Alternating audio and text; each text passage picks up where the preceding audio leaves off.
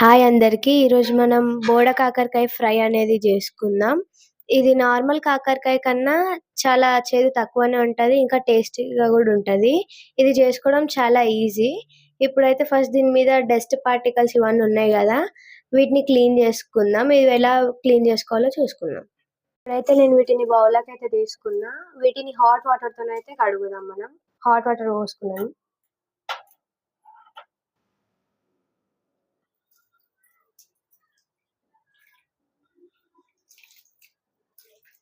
పోసుకున్నాం కదా, ఇప్పుడైతే దాంట్లో ఉన్న బ్యాక్టీరియా అట్లా కొంచెం డస్ట్ అవన్నీ చనిపోవడానికి కొంచెం అయితే పసుపు వేసుకుందాం. సో ఇప్పుడు వీటిని అయితే మిక్స్ చేసుకుందాం. హాట్ వాటర్ ఉన్నాయి కదా, చేయి పెట్టడం కుదరదు, అందుకని స్పూన్ తో చేసుకుందాం. సో చూడండి, నేనైతే కడిగేసిన, చాలా నీట్ అయితే అయింది. మళ్ళీ ఇంకేమైనా ఏదైనా డస్ట్ అట్లా ఉన్నదేమోనని మళ్ళీ ఈ నార్మల్ వాటర్ వాష్ కూడా కడుక్కుందాం.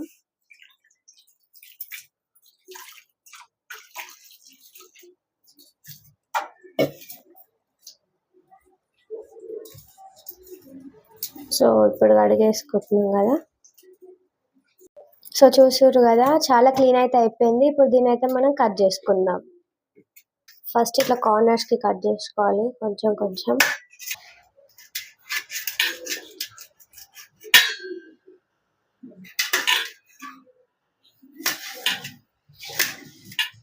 సో చూసారు కదా, ఇగో ఇట్లా కట్ చేసుకుంటున్నాం మనం.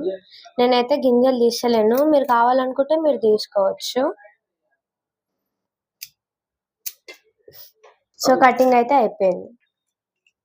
ఫ్రై చేసుకోవాలో చేసుకుందాం. ఫస్ట్ అయితే మనం గ్యాస్ అనేది వేసుకుందాం. ప్యాన్ పెట్టుకుందాం. నేనైతే 4 టేబుల్ స్పూన్ ఆయిల్ వేసుకున్నా, ఎందుకంటే ఫ్రై కాబట్టి వేసుకోవాలి.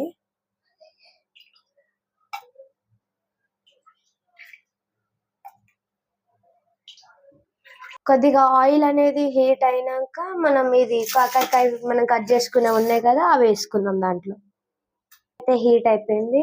నేనైతే ఇప్పుడు ఈ కట్ చేసుకున్న పీసెస్ అనేవి వేసుకుంటున్నా. సో ఇప్పుడైతే కలుపుకుందాం. సో ఇప్పుడు మనం ఇది కలుపుకుంటున్నాం కదా, ఇదైతే బ్రౌన్ వచ్చే వరకు మనం ఇది ఇట్లా కాగబెట్టుకోవాలి. ఇది అంతవరకు కలపాలి. సో నేనైతే ఇప్పుడు ఇది కలిపేసుకొని బ్రౌన్ వచ్చే వరకు లో ఫ్లేమ్ లో పెట్టేస్తున్నా. సో ఇప్పుడు క్యారెట్ అయితే ఒక 5 మినిట్స్ అయినాక చూసుకుందాం. ఫస్ట్ ఇప్పుడు మధ్య మధ్యలో ఇట్లా అంటిపోకుండా కలుపుకుంటూ ఉండాలి. కలుపుకోపోతే మొత్తం ఇట్లా అంటుకుపోతుంది. ఇప్పుడు లైట్ అయితే బ్రౌన్ బ్రౌన్ అవుతుంది. ఇంకొక 3 మినిట్స్ పెడితే చాలు. సో ఇప్పుడైతే మనం కారం చేసుకుందాం.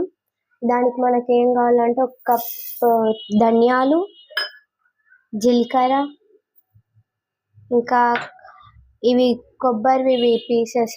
ఇవి మనం కావాలనుకుంటే వేసుకోవచ్చు, లేకపోతే స్కిప్ చేసేయచ్చు. 3 స్పూన్స్ కారం కూడా వేసుకుందాం. చలో రైట్. సో గ్రైండింగ్ అయితే అయిపోయింది. ఇప్పుడు మనం 1 కప్ ఎల్లిపాయలు వేసుకోవాలి. మెత్తగా చేసుకోవద్దు మనం గ్రైండింగ్, కొంచెం లైట్ గా చేసేసుకోవాలి. ఇది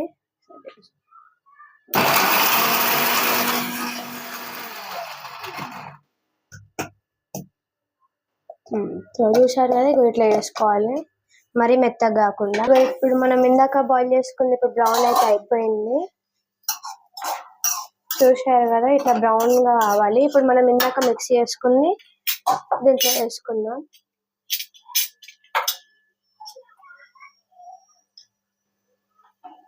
ఇప్పుడు దీన్ని అయితే కలుపుకుందాం. 1 స్పూన్ ఉప్పు వేసుకుందాం. కూడా వేసుకుందాం. అదే ఇలా కలుపుకోవాలి. సో మనం ఇందాక బ్రౌన్ అయ్యే వరకు కాదు, దాని తర్వాత మిక్సీ పట్టుకున్న దీంట్లో వేసేసుకొని 1 స్పూన్ ఉప్పు, పసుపు వేసుకొని కలిపేసుకోవాలి. ఇందాక మనం పచ్చి వేసుకున్నాం కదా, ఆ స్మెల్ పోవడానికి ఒక 2 మినిట్స్ ఉడికిద్దాం. 2 మినిట్స్ అయితే అయిపోయింది కదా, చూసుకుందాం.